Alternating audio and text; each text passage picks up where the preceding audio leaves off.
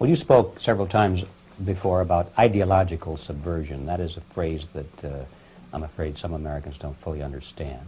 When the Soviets used the phrase ideological subversion, what do they mean by it? Ideological subversion is the process which is legitimate, overt, and open. You can see it with your own eyes. All you have to do, all American mass media has to do, is to unplug their bananas from their ears, open up their eyes, and they can see it. There is no mystery. There is nothing to do with espionage. I know that espionage intelligence gathering looks more romantic. It sells more deodorants through the advertising, probably. That's why your Hollywood producers are so crazy about James Bond type of thrillers. But in reality, the main emphasis of the KGB is not in the area of intelligence at all.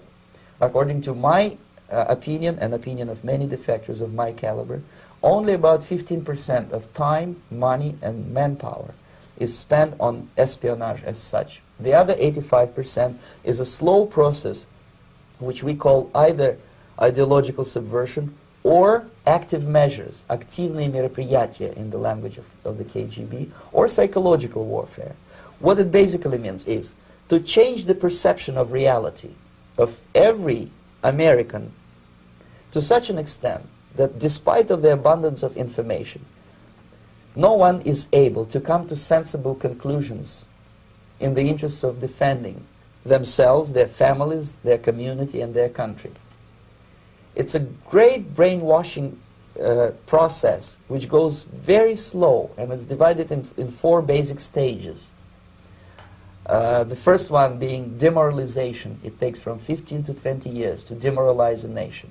Why that many years? Because this is the minimum number of years which requires to educate one generation of students in the country of your enemy, exposed to the ideology of the enemy. In other words, Marxism-Leninism ideology is being pumped into the soft heads of at least 3 generations of American students without being challenged or counterbalanced by the basic values of Americanism, American patriotism. The result you can see. Most of the people who graduated in the 60s, dropouts or half-baked intellectuals, are now occupying the positions of power in the government, civil service, business, mass media, educational system. You are stuck with them. You cannot get rid of them. They are contaminated. They are programmed to think and react to certain stimuli in a certain pattern. You cannot change their mind, even if you expose them to authentic information, even if you prove that white is white and black is black, you still cannot change the basic perception and the logic of behavior. In other words, these people, the process of demoralization is complete and irreversible. To get rid society of these people, you need another 20 or 15 years to educate a new generation of patriotically minded and common sense people who would be acting in favor and in the interests of United States society. And yet these people who've been programmed and, as you say, in place, and Yes. who are favorable to an opening with the Soviet concept, these are the very people who would be marked for extermination in this country? Most of them, yes. Simply because the psychological shock when they will see in future what the beautiful society of equality and social justice means in practice, obviously they will revolt. They will be very unhappy, frustrated people. And the Marxist-Leninist regime does not tolerate these people. Obviously they will join the links of dissenters, dissidents. Unlike in present United States, there will be no place for dissent in future Marxist-Leninist America. Here you can get popular like Daniel Ellsberg and filthy rich like Jane Fonda for being dissident, for criticizing your Pentagon. In future, these people will be simply squashed like cockroaches.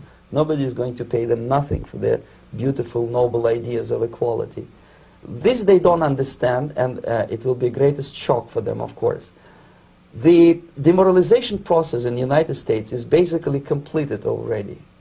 For the last 25 years, Actually, it's overfulfilled, because demoralization now reaches such areas where previously not even Comrade Andropov and all his experts would even dream of such a tremendous success.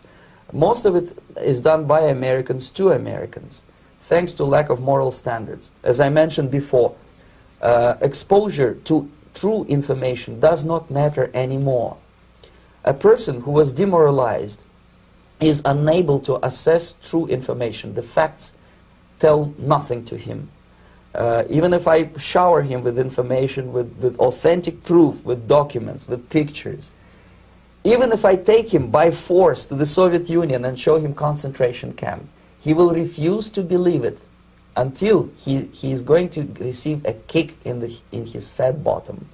When a military boot crashes his, then he will understand, but not before that. That's the tragic of the situation of demoralization. So basically America is stuck with demoralization, and unless, even if you start right now, here, this minute, you start educating new generation of Americans, it will still take you 15 to 20 years to turn the tide of ideological perception of reality back to normalcy and patriotism. The next stage is destabilization. This time, subverter does not care about your ideas and the patterns of your consumption. Whether you eat junk food and get fat and flabby, it doesn't matter anymore. This time, and it takes only from 2 to 5 years to destabilize a nation, what matters is essentials: economy, foreign relations, defense systems. And you can see it quite clearly that in some areas, in such sensitive areas as defense and economy, the influence of Marxist-Leninist ideas in the United States is absolutely fantastic. I could never believe it 14 years ago when I landed in this part of the world, that the process will go that fast. The next stage, of course, is crisis. It may take only up to 6 weeks to bring a country to the verge of crisis. You can see it in Central America now.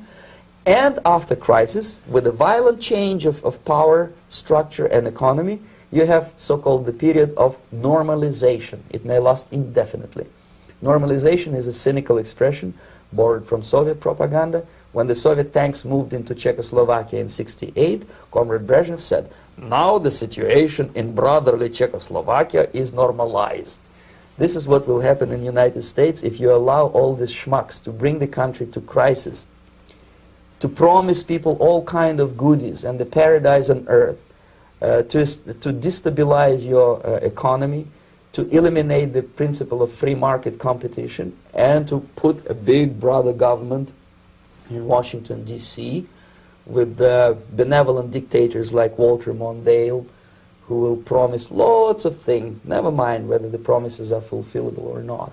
He will go to Moscow to kiss the bottoms of new generation of Soviet assassins, never mind. He will create false illusions that the situation is under control. Situation is not under control. Situation is disgustingly out of control.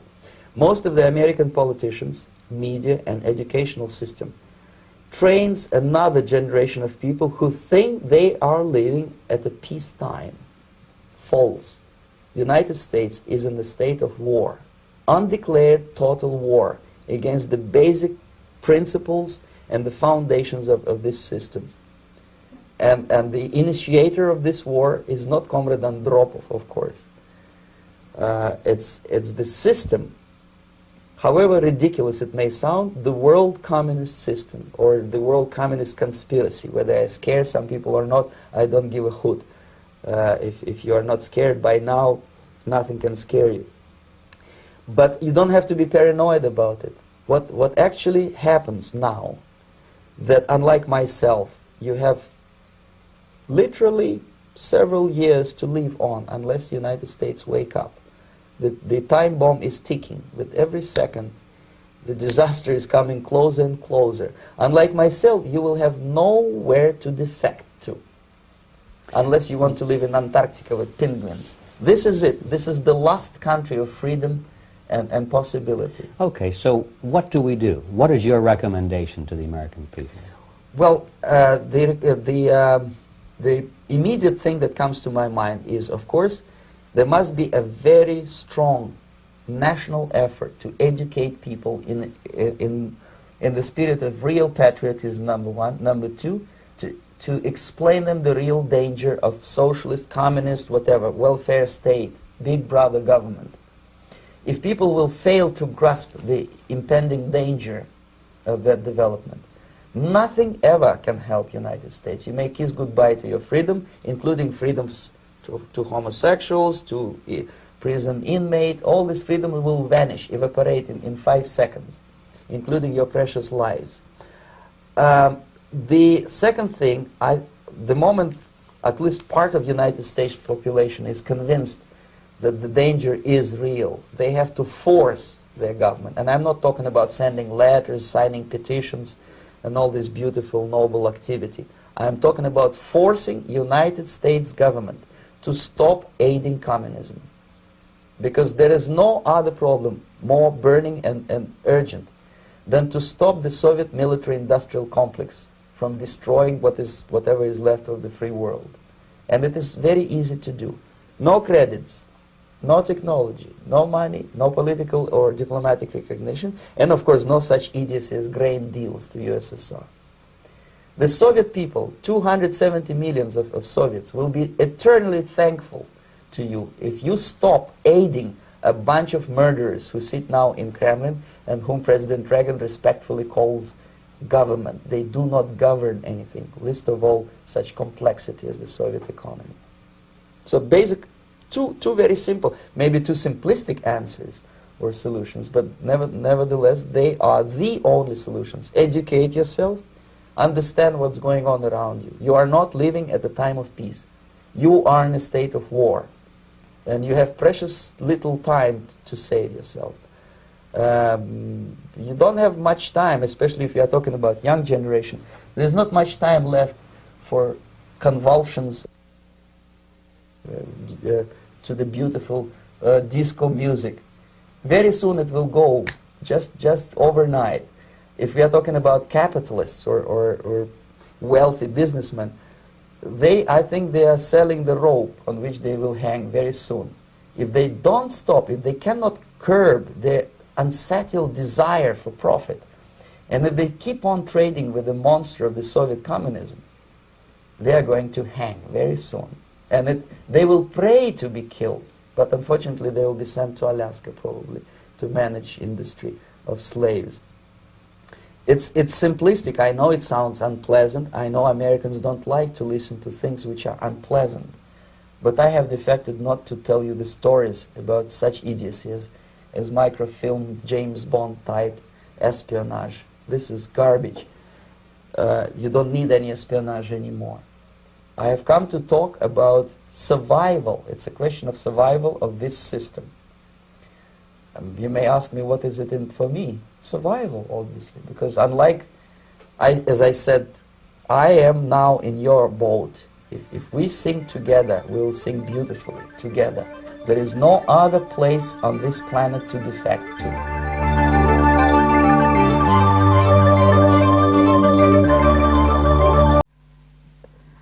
Good evening, Rowan. It's the 19th of March, 2016, and it's about 1:30. And I'm making you my usual video to let you know I'm not going to be seducing any priests over the weekend, just for a change. Now I thought I could comment briefly, following the video I've just shown, about the lecture you gave about empathy and ethics at Nottingham Trent University. I haven't got a transcript or a video of the lecture, but you have given a lecture about empathy and ethics before, and there were some people tweeting things that you'd supposedly said during this lecture.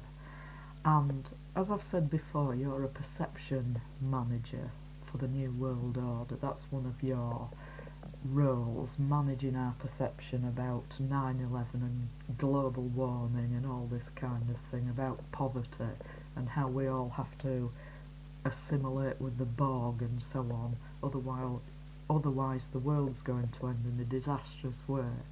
So you're a perception manager for for the New World Order. You're a propagandist and you provide misinformation, particularly about Christian faith, which you always misrepresent and misquote. So I'm not going to say an awful lot more because it's quite late, but I am going to talk more at length about it in another video. But I don't want to spend a long time uploading a video this evening, so I'm going to keep it very short. But I just want to say that I've already said many times that you never refer to virtue or to moral behaviour, and one of the reasons for that is because you're a psychopath, and it would make you feel inadequate if you thought morality was an important thing, or virtue, because you haven't got any. So that's one reason. But the other reason is because you want to shift society's awareness and Christian people's awareness and perception away from moral behaviour and virtue and from established moral values, and shift it onto more nebulous notions like empathy, which are really no good at all without morality, because even if we just take the example of the way that you've had me treated over the years and the fact that you've tried to screw me against my will repeatedly, even if we just take that as an example, I don't want you empathising with me, Rowan. I want you to behave in a moral way towards me.